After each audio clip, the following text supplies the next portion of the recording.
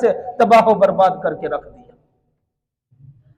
انا ربکم الاعلی، میں سب سے بڑا رب ہوں، میرے پاس طاقت ہے، مجھے سجدہ کرو، میرے سامنے جھکو۔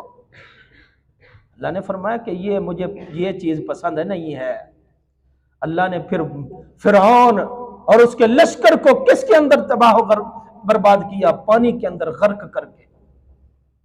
نمرود نے بھی تکبر کیا، غرور کیا، کیا ہوا؟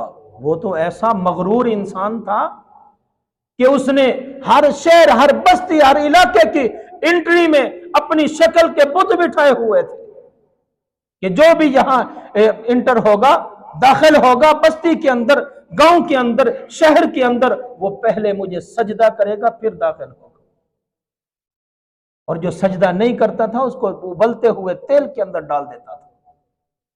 یہ تکبر اور غرور ہے۔ اللہ نے اس کا یہ غرور کیسے توڑا؟ ایک لنگڑے مچھر سے اس کا غرور اور تکبر توڑ دیا۔ ناک کے ذریعے اندر داخل ہوا، دماغ کے اندر۔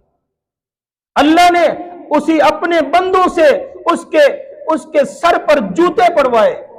یہ حال ہے تکبر کرنے والوں کا۔ ایک مچھر کی وجہ سے اپنوں نے مار مار کے تباہ و برباد کر کے رکھ دیا۔ ابو جہل نے بھی تکبر کیا تھا۔ ایک وقت تھا اس نے کہا کہ رب کعبہ کی قسم، محمد جو کچھ کہتا ہے سچ کہتا ہے، لیکن میری لیڈری کہاں جائے گی؟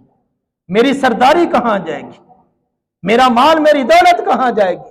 یہ کوٹھیاں اور بنگلے اور گاڑیاں، یہ پروٹوکول کہاں جائے گا؟ یہ تکبر ہے۔ اللہ نے تباہ و برباد کر کے رکھ دیا۔ ابو لہب نے بھی یہی کہا تھا، یہ سرداریاں کہاں جائیں گی؟ پھر اگر ہم نے کلمہ پڑھ لیا تو پھر محمد کا